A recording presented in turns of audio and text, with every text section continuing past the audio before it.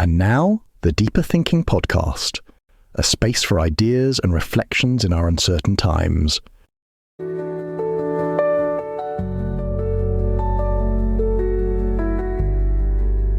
Welcome to the Deeper Thinking Podcast. There are some selves we never get to meet because they were translated too soon. Rendered, posted, shaped for an audience before they had the chance to take form in private. In a culture that equates visibility with value, it becomes harder to imagine a life that doesn't lean toward the lens. Harder still to protect the parts of ourselves that resist framing. This essay begins from that difficulty, not as critique but as inquiry. What happens to the self when even silence becomes signal, when absence is interpreted as content? And what might it mean, not to disappear but to remain unrendered? This isn't an argument, it's a walk through the atmosphere of something unsaid. There's a moment when you open the app, not out of curiosity, but out of muscle memory. Not to see, but to be seen. You don't post, not always, but you scroll, you absorb, you register that you're still there, still participating in the collective murmur of visibility. And somewhere in that flicker, identity bends, not as a choice, but as an adaptation. Who you are begins to depend on who's watching. Not in a dramatic, theatrical way, more like erosion, something subtle, slow, but almost imperceptible. The kind of loss that only becomes clear when you try to step outside it and realize there's no longer an outside to step into. It used to be that solitude was a container, a space in which you could feel the borders of yourself, where no one was looking and so nothing was being shaped, where you could sit with the parts that didn't need to make sense yet. But now even silence performs. Even absence leaves a trace. The last seen timestamp, the read receipt, the gap between replies, all interpreted, all rendered legible. There is no neutral withdrawal, no clean retreat. Only a different kind of signal, the self as interface, the self as ambient presence, always on, and it wears, not just because it's loud, but because it's porous. Every gesture potentially witnessed, every emotion pre-shaped by how it might be received. There's a particular kind of fatigue that comes not from being alone, but from never quite managing to be. From the continuous accounting of selfhood, the micro-curation of thought and image and mood. Even authenticity begins to feel like a pose. Sincerity rehearsed. Vulnerability staged just enough to be legible, but not so much as to be unbearable. A controlled leak. The problem isn't just visibility. It's the expectation that visibility will affirm, that being seen is the same as being known. But recognition in this economy often arrives hollow, quick affirmations that disappear as fast as they're given, a brief echo of relevance, then gone. And in that vanishing, something essential collapses.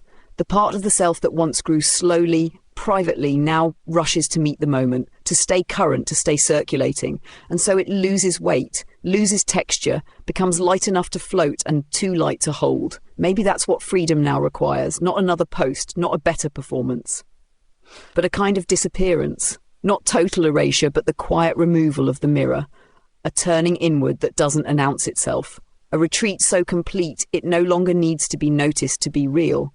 The mirror doesn't need to be shattered, it just needs to become a window. Let the reflection pass through, let the self look out, not in. But disappearance doesn't come easily. It resists the logic of platforms built on capture. Even the most private gesture, a deleted account, a day without posts, is understood as narrative. It gets absorbed, explained, converted. Sartre once wrote that we become ourselves through the gaze of the other, but here the gaze is disembodied, algorithmic, recursive. It doesn't look at you, it records you, recommends you, then forgets you. To vanish within this structure is not to step into shadow, but to risk irrelevance, a new kind of exile where you're no longer even counted among the missing. Yet something in us still aches for opacity. For a way of being that doesn't demand explanation or appeal, a self that doesn't need to translate into metrics or merge into discourse. Barthes imagined the neutral as a mode beyond affirmation and negation, an escape not from meaning but from the compulsion to mean. In a world where everything becomes content, neutrality is radical. It says, I do not have to be for you. I do not have to be for anything. I can just be. And that today is a subversive act. But even neutrality risks co-option. the slow life, the mindful retreat, the digital detox. Each one becomes a genre, a new shelf to browse, and so the effort to remain unseen begins to mirror the visibility it tries to escape. The form changes, but the exposure persists. The question is not how to be invisible within the system, but how to exit the need to appear at all. Not escape as spectacle, but escape from spectacle. Perhaps freedom is now an architecture, not a state, a set of walls within which the self can grow quietly. Walls not made of code or terms of service, but of silence, care, slowness. Our unspoken of the space of appearance, where action and speech constitute the political self. But what if the most urgent politics now lives outside that space, in what remains unspoken, in the refusal to share, to explain, to become legible? This is not retreat as regression. It's not about going back to some imagined purity. It's about moving differently, choosing what not to say, refusing to convert experience into story. Not because the story isn't true, but because it's too soon, because something is still forming that needs the dark to root. The self doesn't always grow by exposure. Sometimes it needs to be held, not up to the light, but within it. Not to be absent, but to become visible only in relation to something else, like light through a window, shaped by what it touches, not by what it shows. There's a discipline to remaining unseen, not the reactive silence of withdrawal, but an active quiet, a kind of epistemic privacy, something close to what Simone Weil called attention, not grasping, not performing, but waiting. In this mode, the self isn't built through feedback. It takes form in the pause. And what it listens for isn't recognition, but resonance. Not what the world reflects back, but what stirs without being summoned. That kind of knowing can't survive constant reflection. It needs shadow, drift, delay. But the systems we inhabit treat delay as error. Algorithms depend on frequency, urgency, recurrence. The moment you stop producing, you start vanishing. Not symbolically, but literally, buried by the feed. Your silence is not protected, it is penalized. Visibility does not just record presence, it defines it. And so invisibility becomes indistinction. The interface forgets you. The timeline repopulates. You become, in effect, archived. And yet the archive is not a grave. It is a latency, a kind of digital unconscious. Benjamin's aura, the irreproducible presence of the original, might live there now, in what hasn't been rendered recently. The essay unsaved, the message unsent. These are not failures of participation, they are refusals to collapse. Presence under this economy is over-coded. To step away is not to disappear, it is to leave room for what's still forming. Still, even as we try to inhabit this delay, we find it structured. Detox is branded, stillness is styled, even quiet has a look now. The aesthetics of refusal are monetized as quickly as desire. So the question shifts again, how do you protect what cannot be shown, not by hiding it, but by refusing its translation? Not secrecy, not irony, but opacity. Glissant's demand for the right to remain obscure, not unknowable, but untranslatable. To live there is not to withdraw, but to exist otherwise. Not invisibility in opposition to exposure, but as freedom from legibility. A space where the self doesn't need to resolve. A place where becoming is allowed to remain a verb, not because it's broken, but because it isn't finished. That space doesn't always look like silence. Sometimes it's messy. Sometimes it contradicts itself. That's fine. Integrity doesn't always look like coherence. Sometimes it looks like pause, and that pause, if it's long enough, wide enough, becomes a shelter, not a final image, not a position.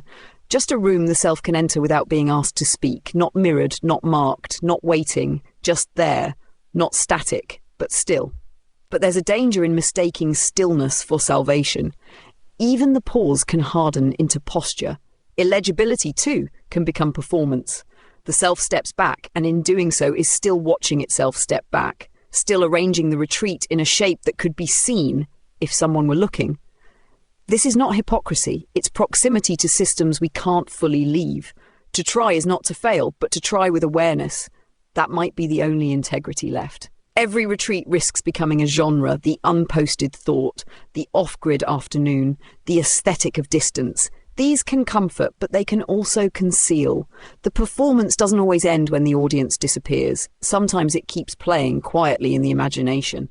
That's the part that's hardest to slip. The internalized stage, the self that narrates even to its own absence. So what's left if every form risks co-option? Maybe the answer isn't in purity, but in relation, not in denying the system, but in choosing a different rhythm within it.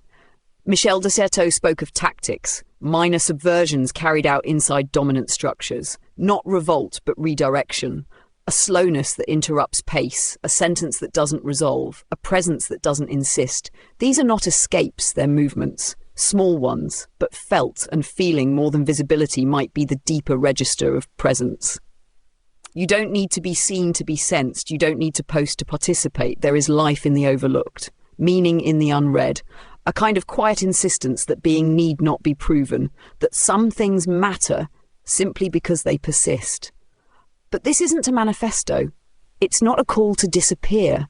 It's a call to loosen the reflex to appear, to let yourself be occasionally illegible, to let your rhythms fall out of sync with the feed, to allow some parts of your life to go unrendered, not because they're secret, but because they're sacred, not because you're hiding, but because you're holding. And in that holding, something shifts.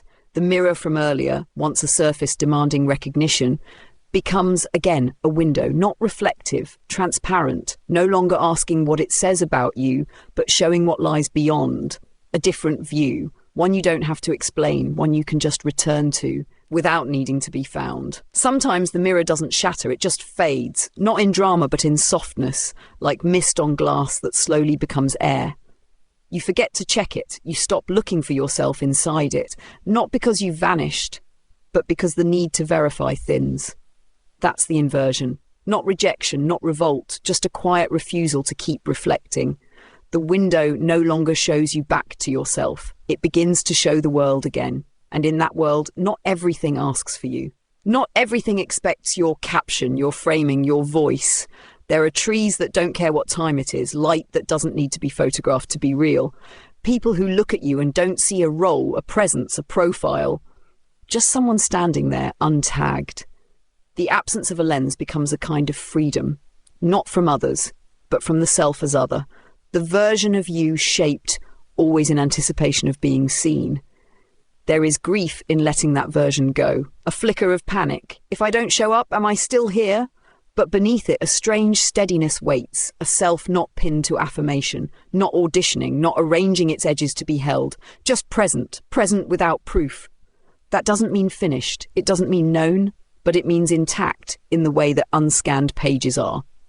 Not better, not truer, just less handled. And this presence, unrendered, doesn't rise to the level of symbol. It doesn't ask to be noticed. It does not glow. It does not resist translation by being defiant. It simply doesn't move toward translation at all. That's the shape of the shift. Not into silence, but into atmosphere. You carry yourself like weather, intimate, ambient, unrepeatable, not shared, just felt. The mirror still exists, but it's no longer the site of becoming. It's a surface you pass by on the way to something else. Maybe that's the only rupture we need. Not the breaking of the image, but the choice to walk past it, quietly, without pause, without story. So the piece ends not with a revelation, but with a taper, not a conclusion, but a slowing. No flourish, no summary, just this. That presence, once untethered from performance, no longer needs to announce itself. It doesn't seek to disappear, it simply ceases to demand attention. The unrendered self is not absence, it's remainder. What stays after the images dissolve, what lives beyond the scroll, you may still return. You might post again, speak again, appear. But something will have shifted. A gap will have opened between the impulse and the act. A space wide enough to ask, is this for me or for the feed? And sometimes you'll move forward. Other times you'll remain in that pause. Not frozen, but resting, listening, trusting that value doesn't only emerge in expression. The world may not notice. That's the point. Meaning doesn't need metrics. Some of the most vital transformations happen when no algorithm can see. In the uncaptioned moment, in the unseen choice, in the untold thought that changes how you live. This is not about invisibility as virtue. It's about legibility as limit. The freedom to be misunderstood or not understood at all. The freedom to hold a shape that doesn't signal, that doesn't simplify, that doesn't resolve into anything but itself. And maybe in time, someone else will feel that shape, unspoken, ambient, intact. Not because you performed it, but because you allowed it to be. That's how presence travels now, quietly, without invitation, without frame, the mirror gone, the window open, the air unchanged, but still, it carries you. Until next time.